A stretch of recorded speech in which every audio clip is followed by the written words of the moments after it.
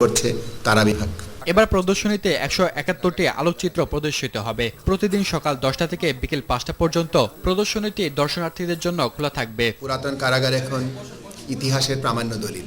সেলিম মালিক, RTV, Dhaka. বিশ্ববিদ্যালয় সহ সব পর্যায়ের শিক্ষার্থীরা যাতে জঙ্গিবাদে না জড়ায় সেজন্য প্রাতিষ্ঠানিক নজরদারি বাড়ানোর পরামর্শ দিলেন প্রধানমন্ত্রী শেখ হাসিনা।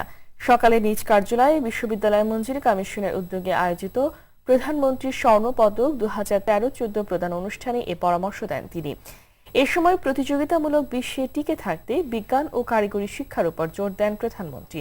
মারুফ রেজা রিপোর্ট। দেশের পাবলিক ও প্রাইভেট বিশ্ববিদ্যালয়ের বিভিন্ন অনুষদে সর্বোচ্চ নম্বর ও সিজিপিএ পাওয়া 233 জন মেধাবী শিক্ষার্থীর হাতে স্বর্ণপদক তুলে দিলেন প্রধানমন্ত্রী শেখ হাসিনা। এর মধ্যে 2013 সালের জন্য 110 জন আর 2014 সালের জন্য স্বর্ণপদক পেলেন 123 কৃতী শিক্ষার্থী।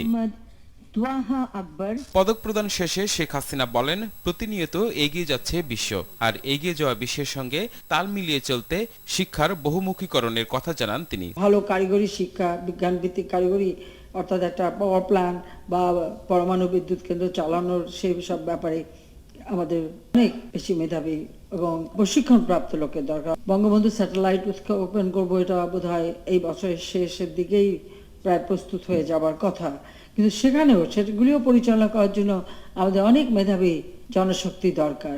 আজকে বাংলাদেশ সব ধরনের খাদ্য সম্পদ আমরা এখন নিজেরা করতে পারছি। ঠিক এভাবে বাংলাদেশের যে সার্বিক উন্নয়ন এবং ধীরে ধীরে আমাদের প্রচেষ্টা হচ্ছে যে কারিগরি দিক থেকে আমাদের অনেক ক্ষেত্রে বিদেশ থেকে লোক হায়ার করতে হয়। কেন আমাদের হায়ার করতে হবে? শিক্ষার মান উন্নয়নে খরচ ব্যয় নয়, বিনিয়োগ বলে মন্তব্য করেন প্রধানমন্ত্রী। সন্ত্রাস জঙ্গিবাদ রুখতে শিক্ষার্থীদের পাশাপাশি অভিভাবক, শিক্ষক ও সংশ্লিষ্টদের সতর্ক থাকারও পরামর্শ দেন তিনি। আমাদের ইসলাম ধর্মই বলে আত্মহত্যা মহাপাপ। সেই মহাপাপের পথে কি করে যায় ধর্মের নামে? এখানে কথা হচ্ছে যে কারা এদের হাতে অস্ত্র দিচ্ছে, কারা এদের টাকা দিচ্ছে, কারা এদের উৎসাহিত করে। প্রতিটি শিক্ষা প্রতিষ্ঠানের যারা এখানে যেমন ভিসিরা আছেন বা অন্যান্য শিক্ষকরা আছেন, ছেলেমেয়েরা কি করছে, কোথায় যাচ্ছে, কার সঙ্গে মিশছে, অ্যাবসেন্ট থাকে কিনা এ বিষয়ে লক্ষ্য রাখতে হবে। কারণ আমরা বাংলাদেশের মানুষ, আমরা ধর্মে বিশ্বাস করি, ধর্ম পালন করি, আমরা ধর্ম ভীরু কিন্তু ধর্মান্ধ না। নিজের উন্নয়ন ছাড়াও শিক্ষার মাধ্যমে কিভাবে মানুষের উন্নয়ন সম্ভব সে বিষয়ে শিক্ষার্থীদের নানা পরামর্শ দেন প্রধানমন্ত্রী শেখ হাসিনা। শিক্ষাটাকে দেশের মানুষের কাজে কিভাবে লাগানো যায় সেটাও চিন্তা করতে হবে। কাজে শুধু নিজের কথা চিন্তা না, আত্মচিন্তা না, দেশ জাতির জন্য কতটুকু করা যেতে পারে সেই চিন্তাটা করতে হবে এবং আমাদের এই দেশটাকে কিভাবে আমরা উন্নত করতে পারি। মারুফ রেজা, RTV, ঢাকা। তিস্তা চুক্তি দিনক্ষণ ঠিক করেনি ভারত, তবে এই সমস্যার সমাধানে দুদেশের মধ্যে আলোচনা অব্যাহত আছে, এমনটি জানিয়েছেন পানি সম্পদ মন্ত্রী আনিসুল ইসলাম মাহমুদ। সকালে রাজধানী বঙ্গবন্ধু আন্তর্জাতিক সম্মেলন কেন্দ্রে এক আলোচনা অনুষ্ঠানে সাংবাদিকদের একথা জানান তিনি। নদ নদীর পাশাপাশি বৃষ্টির পানি সংরক্ষণের আহ্বান জানান পানি সম্পদ মন্ত্রী। রিপোর্ট করছেন এহতারামুল হক। বিশ্ব পানি দিবস উপলক্ষে আলোচনা অনুষ্ঠানের আয়োজন করে পানি সম্পদ মন্ত্রণালয়। এতে অংশ নিয়ে আনিসুল ইসলাম মাহমুদ পানির অপচয় রোধে সচেতনতা বাড়ানোর আহ্বান জানান। আমাদেরকে বৃষ্টির পানি সংরক্ষণ করতে হবে।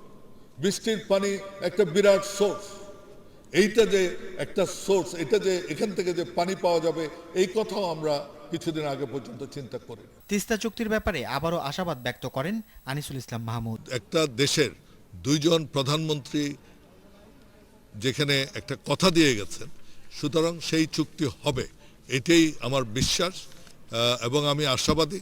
তবে এটার দিনক্ষণ এটা আমার জন্য এই মুহূর্তে বলা সম্ভব না।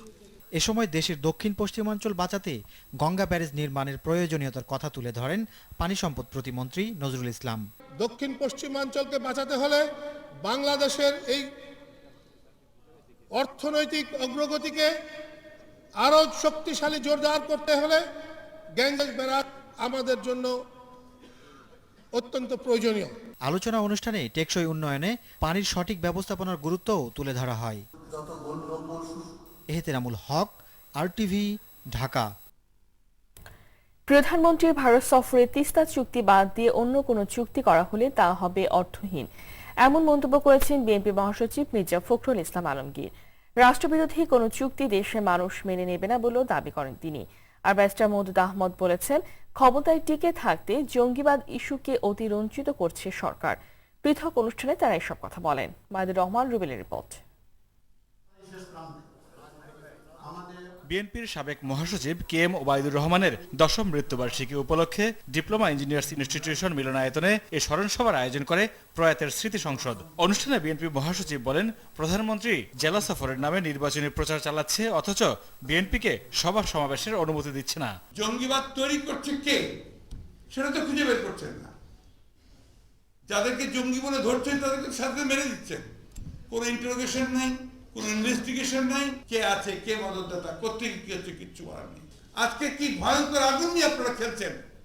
সারা পৃথিবীর দিকে তাকিয়ে দেখুন, এই জঙ্গিবাদের কথা বলে, জঙ্গিবাদ সৃষ্টি করে কত রাষ্ট্রকে ব্যর্থ রাষ্ট্র করা হয়েছে, কত জনপদ ধ্বংস হয়ে যাচ্ছে। এর আগে সকালে দলের প্রতিষ্ঠাতার মাজার জিয়ারত শেষে সাংবাদিকদের সাথে আলাপকালে মির্জা ফখরুল জানান, সরকার দেশের স্বার্থ জলাঞ্জলি দিয়ে অন্য দেশের স্বার্থ রক্ষার চেষ্টা করছে। বাংলাদেশে যারা সরকার চালাচ্ছেন, যারা বার্গেন করছেন, তারা আগেই দুর্বল হয়ে নতজানু হয়ে আছেন। তারা বাংলাদেশের স্বার্থকে জলাঞ্জলি দিয়ে অন্য দেশের স্বার্থকে রক্ষা করার চেষ্টা করছেন।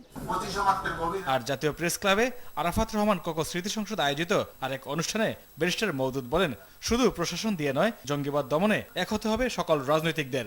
সরকার জঙ্গিবাদের ইস্যুটাকে সামনে নিয়ে এনে নিজেদেরকে ক্ষমতায় টিকিয়ে রাখার জন্যই চেষ্টা করছেন, কিন্তু তাতে কোনো লাভ হবে না। তাদের যাতে ক্ষমতায় থাকতে পারেন এই উদ্দেশ্য নিয়েই এটা মূলত এই বিষয়টিকে নিয়ে অতি রঞ্জিত করে এটা করা হচ্ছে।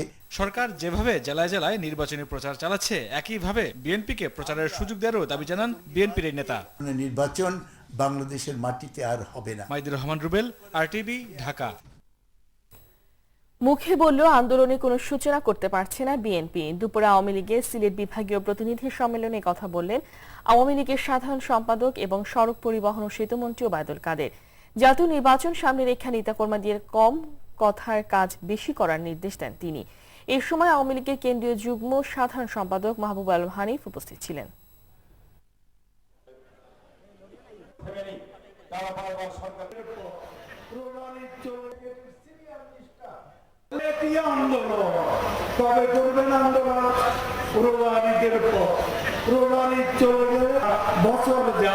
দেখতে দেখতে 8 বছর বিএনপির আন্দোলন হবে কোন বছর? দুষ্টুমি, চুরি, ছিনতাই কিংবা ঘর পালানোর মতো অপরাধ ছেড়ে খুন, ধর্ষণের মতো ভয়ঙ্কর অপরাধে জড়িয়ে পড়ছে কিশোররা।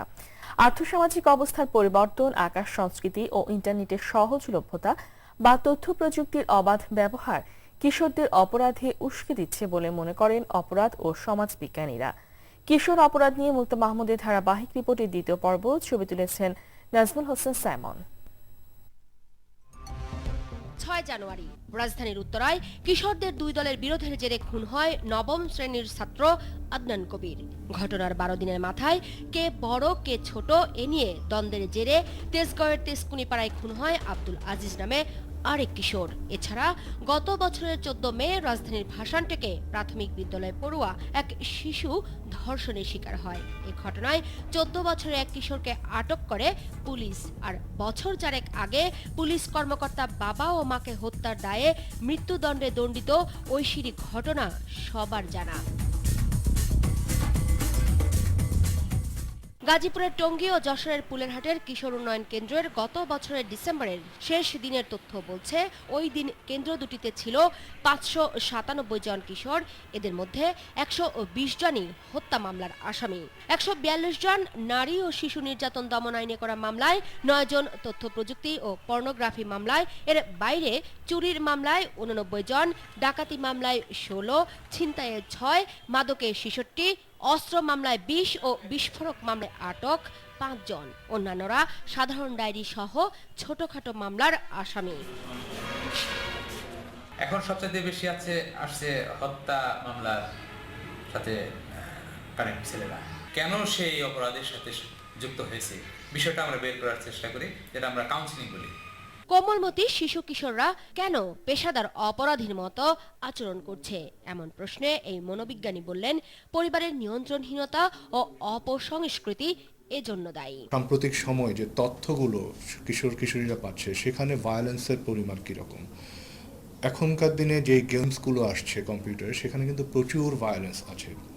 এটার একটা প্রভাব অভিভাবকদের কথাটা বারবার আসছে। পিতামাতা অবশ্যই তাদের দায়িত্ব পালন করেছেন, কিন্তু হয়তো এটা খেয়াল করেননি ছেলে কাদের সাথে মিশছে, কোন ধরনের গেমস খেলছে, কী ধরনের সে মানসিকতা নিয়ে বড় হচ্ছে।